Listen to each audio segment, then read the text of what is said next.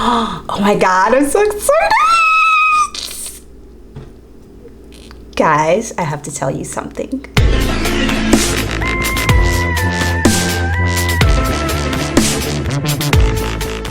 Basically, I created my own merch.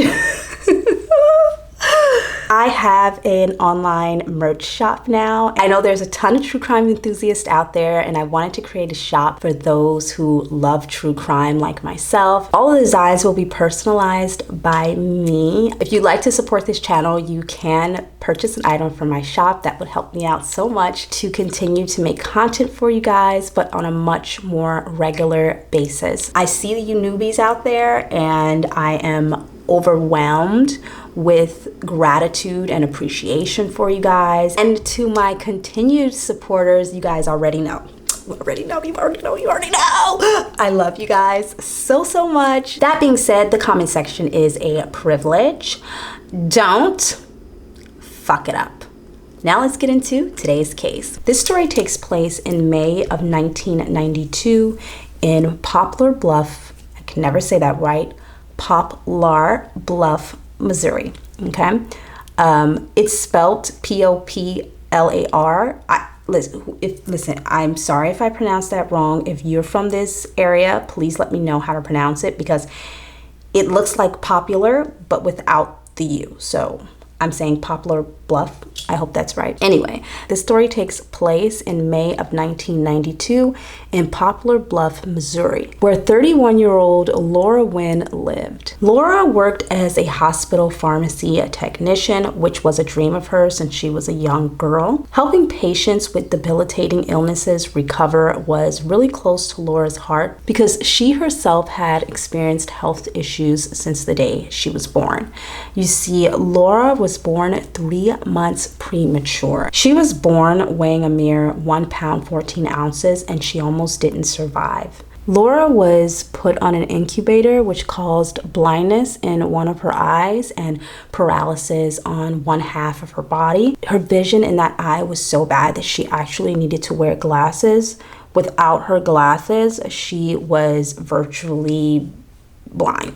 But she did not let her disability stop her. Excelling in her studies, Laura became known as the gifted student. She had an unstoppable drive, and together with physical therapy, she was able to rehabilitate herself, almost completely working the paralysis out of her body. What a G, right? Wow, girl. Working at the hospital was a huge accomplishment for Laura, and she was very good at her job. She was caring and nurturing towards all the patients, and Laura became known as the hospital sweetheart. Laura and her friends had a very special bond. They would look out for her at work as well as in her personal life. They always liked to keep up with the things she was doing in her personal life, you know, making sure she was on track, girl, because, you know, they didn't want nobody taking advantage of their friend, and I can't blame them. I'm the same way. Like, if you're my friend and I can see you're my friend, look, I'm gonna be looking out for you. I don't want nobody doing nothing to you. Can't nobody even touch you, girl, without me taking their heads off. You better get your hands off of me.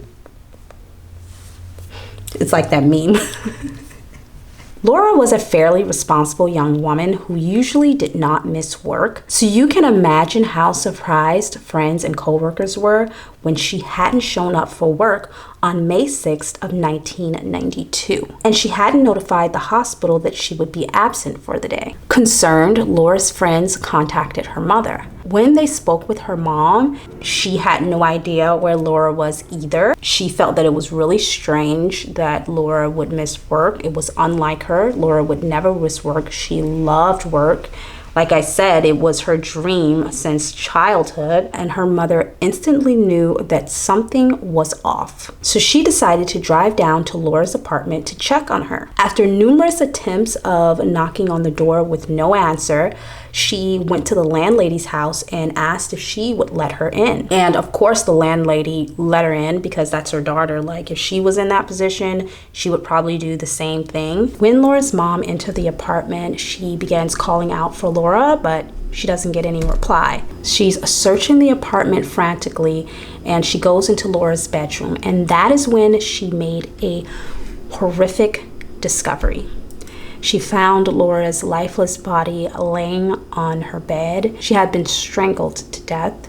She had a stocking wrapped around her neck. In fact, it was her stocking. It was Laura's stocking. That is one of the most awful things I think any parent can experience, finding your child like that. And I'm not a parent, but like, I wouldn't want to find anybody like that. Nonetheless, my own child, like, that's absolutely awful. And I really do feel for her. In a state of shock and disbelief, Laura's mom calls police.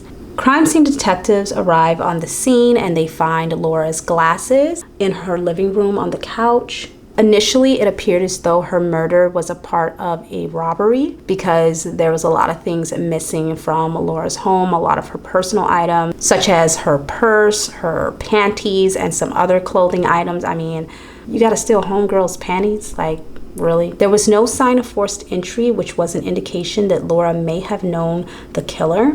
Based on the evidence at the crime scene, it appeared as though the attack started in the living room before moving into the bedroom. Laura's body was discovered in the bed with a nylon stocking around her neck. There was also a contusion on the side of her head above her ear, and it was on the side where Laura's eye. It was on Laura's blind side. Laura's body was sent to the forensic pathologist for analysis. An autopsy report revealed that Laura had a 2.5-inch contusion over her right ear. Although she suffered blunt trauma, the injury didn't break her skin. The forensic pathologist concluded that the weapon used on Laura had a soft, hard surface, something like a bat. See, this is the reason why I'm like so iffy about concealer. Like, why? I feel like it just picked it up. I usually conceal with my fingers because it's just better and it doesn't pick up product like the sponge does and leave things splotchy. But my fingernails are so dang long that it's just hard and I don't want to poke my eye out. So a rape kit revealed she had been sexually assaulted, and the pressure put on her neck from the strangulation was so intense that it ruptured 2 of her cartilages. God. Girl, I'm gonna be drinking my cup of tea today with the utmost gratitude. The utmost gratitude. Because you never know, you never know. That's why you have to have gratitude attitude, honey, towards everything, because you just never know. Like, I'm thinking about my neck right now. I'm like, I'm glad I got my neck. Her cause of death was ruled strangulation. Investigators needed to act fast, so they began questioning neighbors if they had seen anything unusual the night of Laura's murder. One neighbor reported seeing Laura arrive home late that night. He said it was around 11:15 p.m. I don't know what he was doing looking out there at her. Listen, I'm not going to get on this man because I'm nosy too. I'm super nosy. If I hear anything outside of my window or anybody walking by, girl, I'm checking who it is, okay? But I'm also too afraid to take out my trash when anybody's outside. Like, when any of my neighbors are out, I'm inside. Like, I will not go out if people are out there. He said that he had seen Laura around 11:15 p.m., which actually was not unusual for Laura, as she would oftentimes go to a local bar after work to hang out before coming home. So her coming home at that hour is pretty normal. The bar was a local hangout spot for her and her friends and co-workers. They would go there to grab drinks after work. On the night of the murder, Laura clocked out at around 6:30 p.m. before heading to the bar. That's a 5-hour difference. So she was at the bar for quite some time before returning home. She had a few drinks at the bar. She had to let off some steam from work. You know how it is, The neighbor claimed that shortly after she arrived home, he saw a strange man that he had never seen before and went inside Laura's apartment with her. He said he did not call the police or think anything of it because he thought Laura was just sneaking in a boyfriend or something. But why would she need to be sneaking in a boyfriend into her own apartment? You know what I mean? Like, why would she need to sneak anyone into her own apartment? That doesn't make sense. She could just take him right in. I mean, he just thought that was her boyfriend. At least that was the vibes that he got. But when investigators questioned friends and family, they told detectives that Laura didn't currently have a boyfriend. The neighbor described the man he saw as a Caucasian white American male, medium build. He said he was between 5'9" and 6'1", and that he weighed about 160 to 180 pounds, which is like the average American male. So as you can imagine, it was not going to be easy for detectives to track this guy down with that kind of description. He said it was dark, so he couldn't see the man's face clearly, so he wasn't really sure what he looked like. They could see that it was going to be a little bit more challenging than they initially thought. So investigators went back to the crime scene to look for any additional clues that would lead them to the killer. Crime scene investigators dusted for prints but were unsuccessful. They didn't find any foreign prints in Laura's apartment. However, they did find another very significant clue. Under Laura's body was a Kleenex tissue. Does anybody else call tissues Kleenex? I understand that Kleenex is the brand, not the actual tissue, but yeah, it appeared as though the tissue had been used. Could there be DNA evidence on it that would lead them to the killer? To find out, they sent the tissue to the forensics lab for DNA testing. Unfortunately, the sample was too small for them to get any type of accurate result. Crime scene investigators also found 2 foreign pubic hairs on Laura's couch. Listen, Laura, it's Laura's business. She's a grown 31-year-old woman. We all do what we do. The pubic hairs were sent to the forensics lab for analysis. The results came back as negroid hair type. Quick quiz. Who remembers the 3 hair types used to identify ethnicity? If you're new here and you don't know what I'm talking about, we covered this in my last video. I'll leave it on the screen for you to check out if you want just like a really quick explanation, then check that out. But for those of you who are not newbies, who've been here for a while, write it in the comments so I can be a proud mommy. I didn't have any children, and you're not my children, but you could be, but you're not. Write it in the comments. With further investigation, detectives learned that Laura had an African-American male friend. He had actually helped her set up her apartment when she moved in, so he was inside of the apartment. Now, what his pubic hairs was doing in the apartment on her couch, I don't know, okay? Like, I don't think you would get pubic hairs. Look, I don't know what they was doing. I don't know if he was helping her move. Like, you helping me move some furniture around, setting up things, ain't gonna get your pubic hairs on the couch. Unless he was wearing like some really loose baggy shorts while he was moving, or he was naked. I don't know how his pubic hairs got up on her couch. Okay, like, y'all better keep y'all pocketbook closed and make sure these men don't get up in y'all pocketbooks. Oh, that might have been a little too much. I do tend to overdo the powder a bit.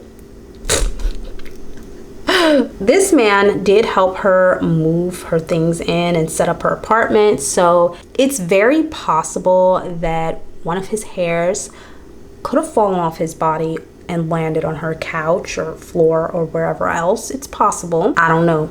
I don't know what they was doing. I don't know why they was doing it. Look, I don't know, girl. Don't ask me. He was brought into the station for questioning, and when he was questioned, he said that he did know Laura and that she was a good friend of his, and that he did help her move her things in and set up her apartment. When questioned on his whereabouts the night of the murder, he claimed he was with friends, and he had an alibi that checked out. Investigators were able to corroborate his story, so he was telling the truth. Oh, dear God. I feel like I've been playing in the flower.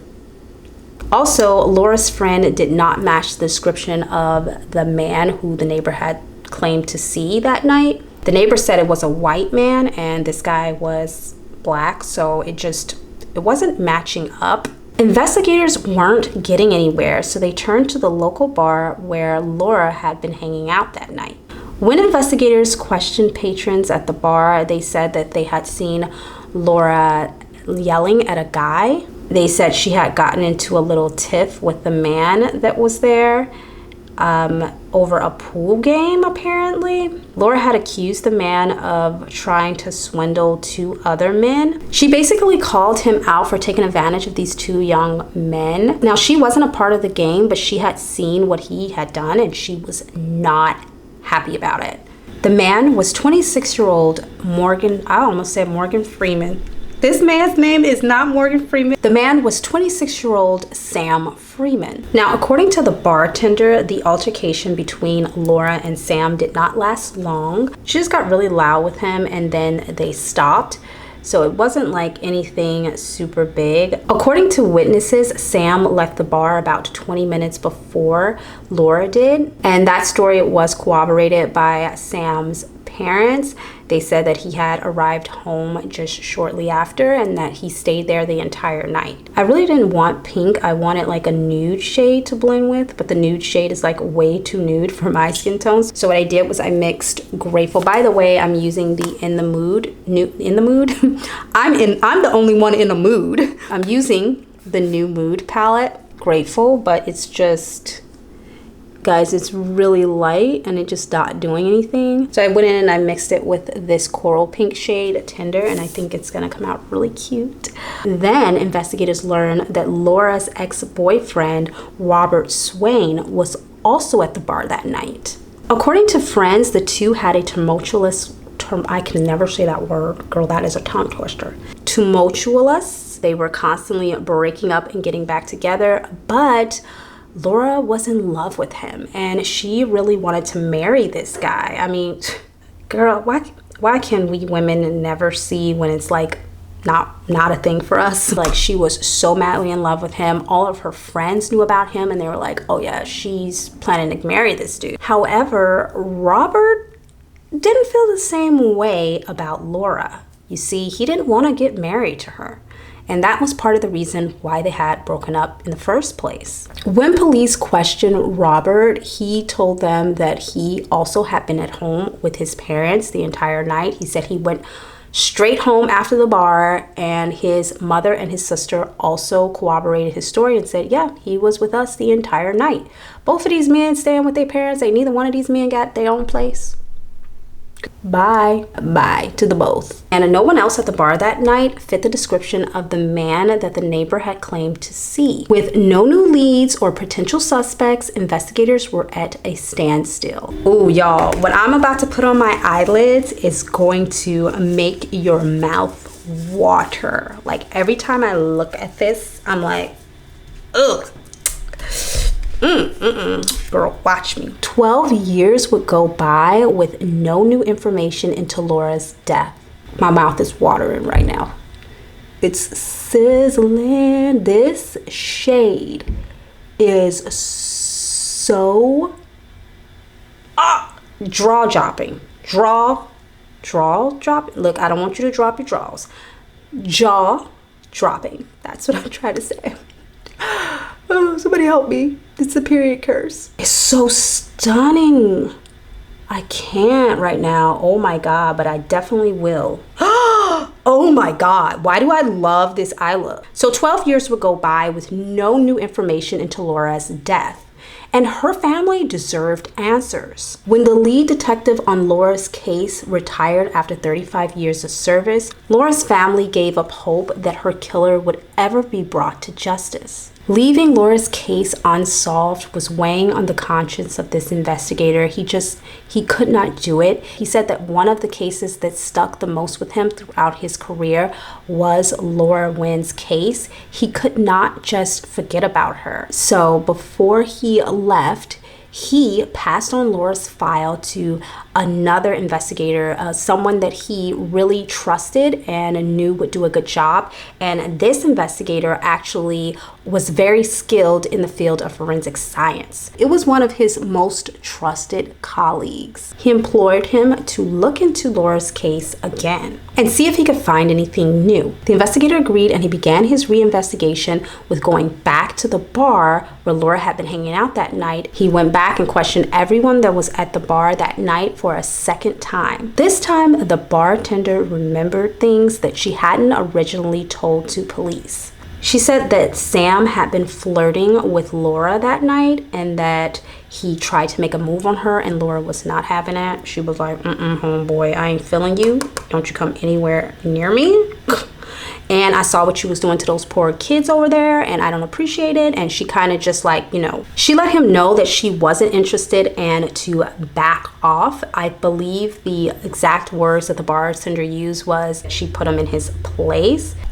Ooh, girl, you got me with this. You got me with this look. You got me. You didn't hit me over my head. I am knocked out with this look. Oh, for real. Sam didn't appreciate the rejection, and he got super upset and defensive about it. Sam was drinking an Italian liquor called Galliano, and this was significant because Sam made a bunch of comments about the bottle. He was a bottle collector, and he really appreciated, you know, different shapes and sizes of bottles, so he just kept going on about this bottle all night. Just so happened that the shape of the bottle was consistent with the contusion found on Laura. Later, he asked the bartender if he could have the empty bottle, and she did give it to him at the end of the night. Witnesses at the bar also said they saw Sam leaving the bar with the bottle that night. With further investigation, detectives learned that 8 years after the murder, Sam came into the bar and ordered a bottle of Galliano again. The same bartender was working that night. She said he put a song on the jukebox and was lip singing the lyrics while staring her down. She said it was so bizarre. He was looking directly into her eyes while singing the lyrics. Her hairs started standing up on the back of her neck. The lyrics were "Only you and I know." He kept mouthing it over and over and over again.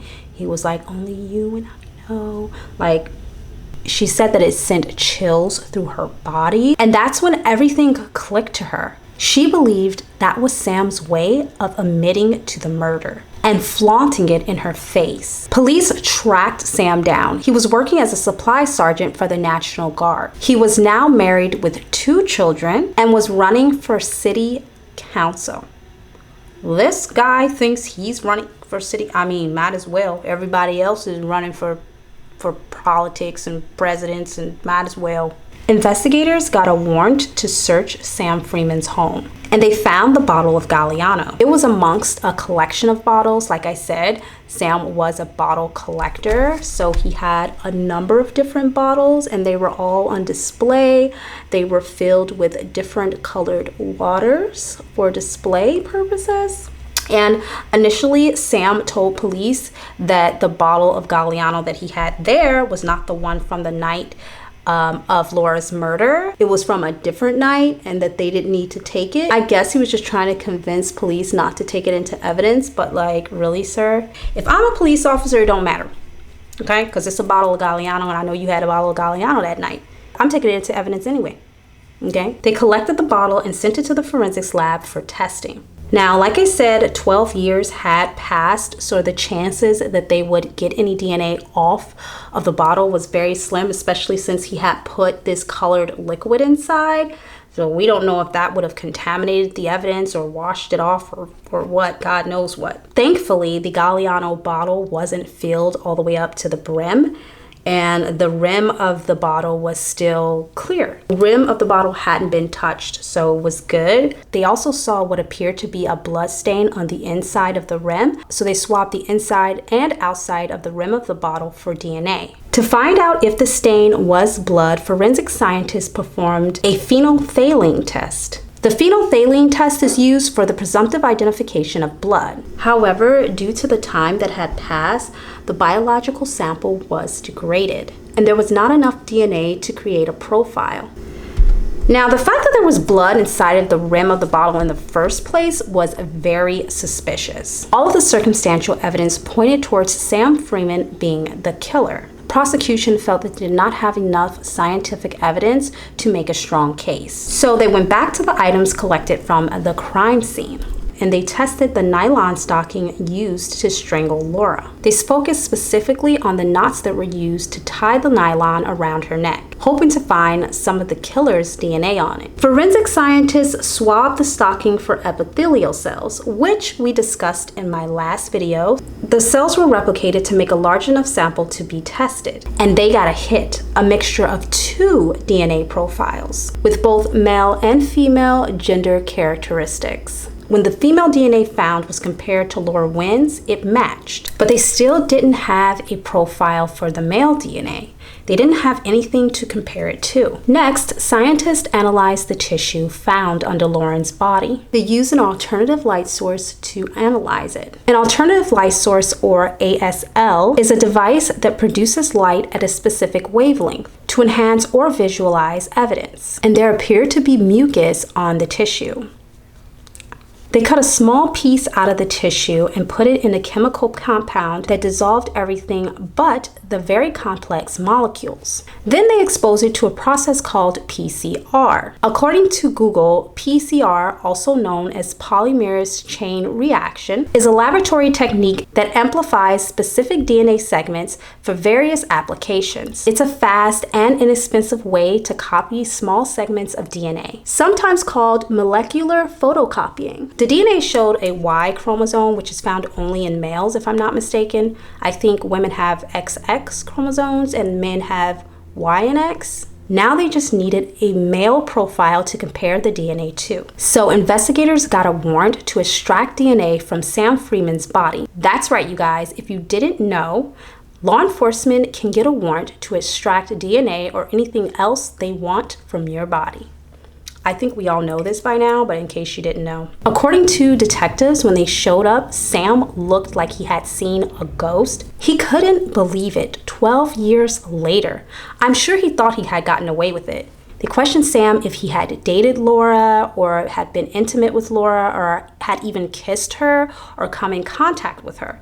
He did admit to knowing Laura and meeting her at the bar, but he answered no to every single one of those questions. And obviously the reason why police was asking him this is because they wanted to find out if there was any other reason why his DNA would be found. You already know you're about to get busted. I don't know why you acting like that.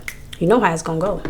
I guess they were just trying to give him an opportunity to explain himself and give him the benefit of a doubt, but yeah. Sam's saliva sample matched the DNA found on the tissue and the nylon stocking. Scientific proof that Sam Freeman was the one and only killer. In September of 2005, Sam Freeman was arrested and charged with Laura Wynn's murder. Thanks to forensic science and some great detective work, in September of 2006, Sam Freeman was convicted of Laura Wynn's murder.